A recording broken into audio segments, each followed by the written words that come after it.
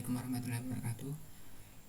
Di sini saya akan mempresentasikan hasil proyek akhir saya tentang logika dalam informatika pada matkul logika pemrograman. Sebelum masuk ke materi, izinkan saya untuk memperkenalkan diri. Perkenalkan, nama saya Rano Sambutro dengan NPM 2431246. Saya berada di kelas IF24B. Langsung saja kita ke materinya. Yang pertama itu apa sih logika dalam informatika itu? Logika adalah fondasi dari ilmu komputer. Jadi logika adalah fondasi dari ilmu komputer. Bagaimana aplikasi itu bekerja, bagaimana komputer bekerja itu menggunakan logika. Dan itu logika sangat kompleks ketika sudah mencapai aplikasi atau cara bekerja komputer. Next, pentingnya logika dalam pemrograman. Sebelum kita mengarah ke jenis-jenisnya, kita harus mengetahui dulu apa sih pentingnya itu belajar logika dalam pemrograman. Logika itu membantu programmer membangun program yang efisien dan efektif. Jadi logika itu membuat programmer itu berpikir dengan kritis, menjadikan programnya itu efisien dan efektif, yang mudah digunakan. Ketika membuat program yang banyak, membuat program yang kompleks, tetapi itu kode-kodenya tidak berurutan, itu sangat tidak baik, sehingga dibutuhkan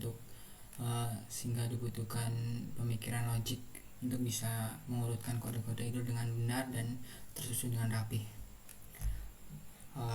Ada 3 pentingnya logika dalam programan, yaitu keakuratan. Logika memastikan program menghasilkan output yang akurat dan sesuai dengan instruksi yang diberikan. Keakuratannya, logika itu membuat, semisal kita membuat program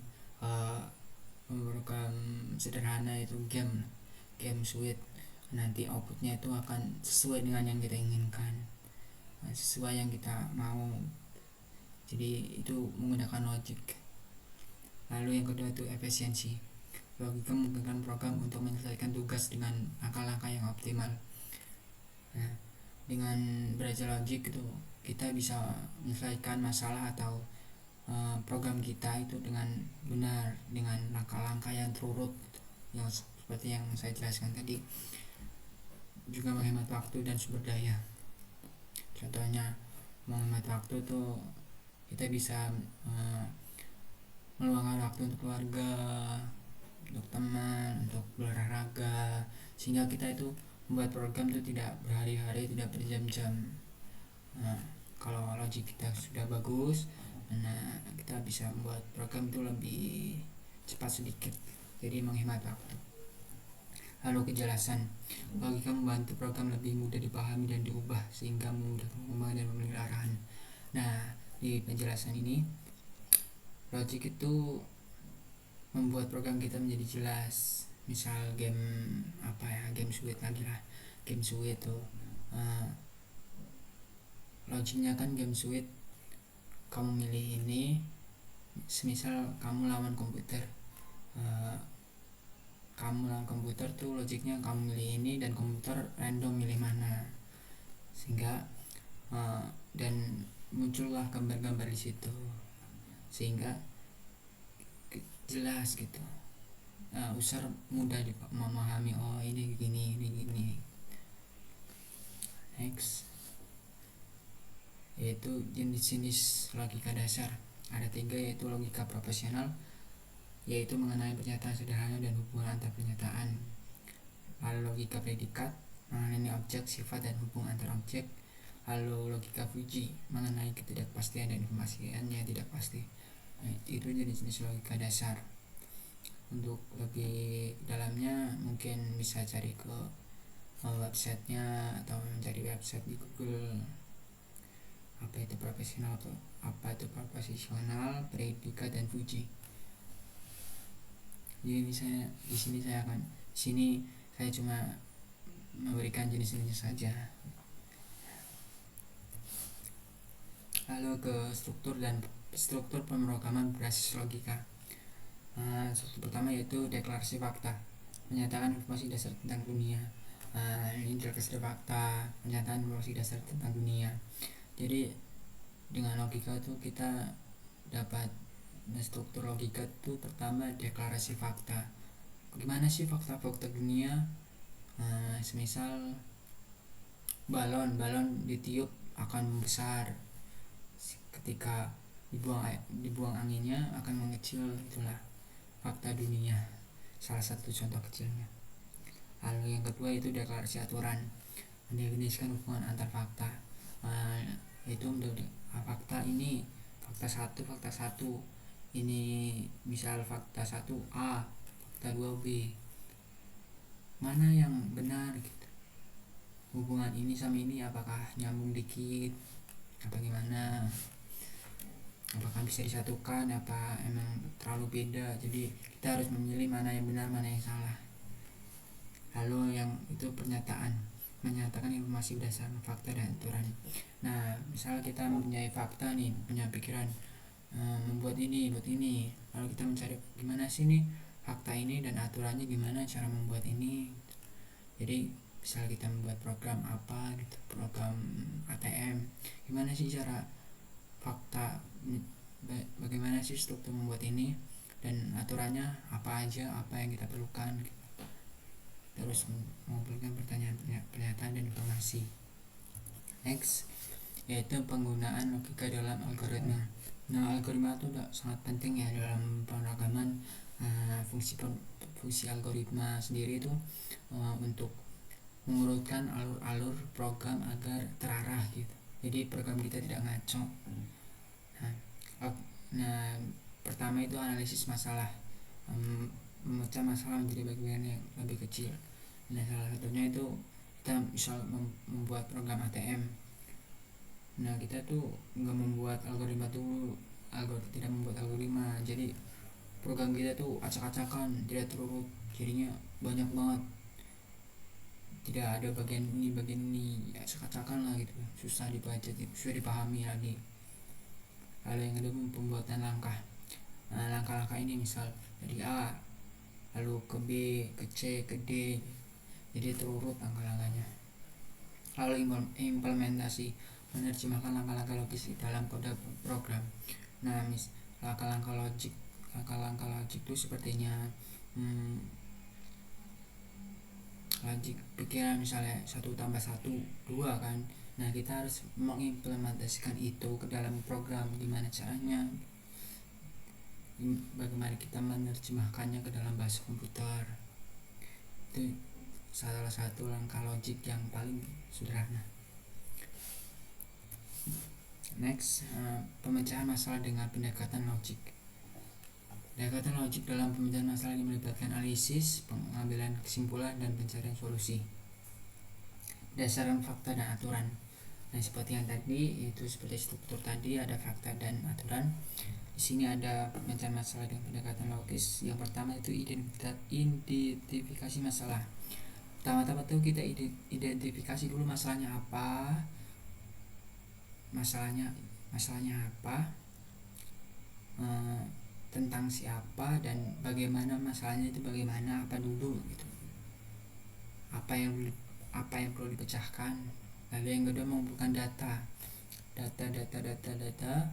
mana yang benar, lalu kita ambil untuk memecahkan masalah tersebut. Jadi informasi itu data, mengambil informasi oleh data, apakah benar ini bisa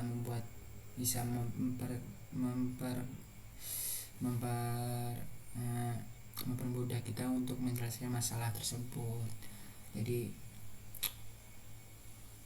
ya mengumpulkan data dari fakta tersebut, lalu kita pilih-pilih untuk bisa menyelesaikan masalah ini. Dan banyak fakta-fakta dan data dari mana aja, bisa dari berhadapan langsung dengan orang bertanya, atau kita mengumpulkan data lewat Google, atau ya kita sendiri yang mengalami. Terus analisis logik, merekam logika untuk mengidentifikasi hubungan antar data. Nah ketika kita sudah mengumpulkan data-data, dan kita sudah dapat data tersebut, lalu kita implementasikan atau menerapkan logik kita ke dalam data tersebut. Apakah logik kita pas apa enggak dengan logik tersebut, apakah logik kita benar, apakah data itu yang benar. Kita harus bisa itu membutuhkan logik dan data-data yang akurat, dihubungkan logik dan data itu agar menjadi kesatuan yang menjadi sebuah senjata kita untuk memecahkan masalah. Next, integrasi logika dalam desain sistem informasi.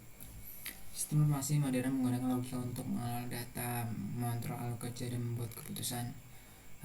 Di sini ada basis data, algoritma, dan antarmuka pengguna. Basis data itu logika digunakan untuk mengatur dan mengakses data secara efisien, dan algoritma yang tadi seperti lagi logika membantu membangun algoritma untuk memproses data dan membuat keputusan. Lalu antarmuka pengguna, logika memastikan interaksi pengguna yang intuitif dan mudah dipahami. Next, lalu peran logika dalam pengembangan teknologi. Nah, di sini tuh banyak teknologi yang sekarang ada robotik, AI, IoT, blockchain. Nah, itu logik itu berperan penting dalam pemrograman tersebut. Kalau nggak ada logik ya nggak tahu gimana berjalannya logika itu program tersebut. Contohnya robotika, misal robot berjalan 50 meter, lalu kita memerintahkan robot tersebut ketika ada penghalang di depan belok kiri atau belok kanan atau balik arah gitu. Nah, itu logiknya gimana? Misal ada batu, robotnya lompat atau balik arah. Nah, itu gimana logiknya mengimplementasikan tersebut. AI sering tuh AI GPT itu membutuhkan logik.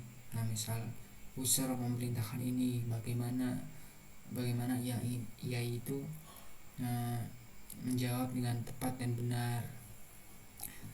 Nah, AI itu mengumpulkan data dari yang terdahulu sehingga AI tidak terbaru. Menurut saya ya kurang pas gitu. Kalau ChatGPT itu kurang pas. Kalau kalian tanya, kalau misal itu mesti jawabannya tuh kayak udah ada gitu di Google, yaitu jawaban orang Google. Nah, AI ChatGPT itu mengambil data dari Google atau dari sosmed atau internet lainnya gitu, sehingga jawabannya itu kayak monoton gitu. Lalu IT logika membantu menghubungkan berbagai perangkat dan mengumpulkan data secara efisien. Nah, IT itu contohnya sederhananya pompa air. Nah, pompa air tuh semisal kita membuat pompa air di galon gitu ya. Semisal kita menaruh gelas di dalam kerannya, itu akan keluar air sendiri. Jika penuh maka berhenti itu kerannya tersebut. Nah, itu logiknya gimana? Itu blockchain logika digunakan untuk membangun sistem blockchain yang aman dan teridentifikasi. Nah, logika itu membangun untuk gimana sih kalau perangkat kita agar aman dari hacker, agar tidak dihack orang lain. Itulah peran logika itu. Logik itu sangat penting. Next, sudah penutup.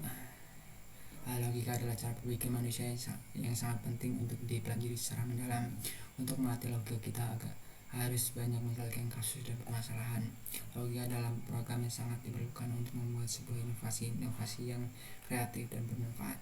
Dan logika bermanfaat sekali dalam pengetikan kode program agar cepat dan tepat dan akurat. Dengan logika kita dapat berpikir secara kritis dan inovatif. Terima kasih. Sekian dari presentasi saya, semoga bermanfaat. Banyak salah atau gestur yang tidak mengenakan saya minta maaf. Terima kasih atas perhatiannya. Assalamualaikum warahmatullahi wabarakatuh.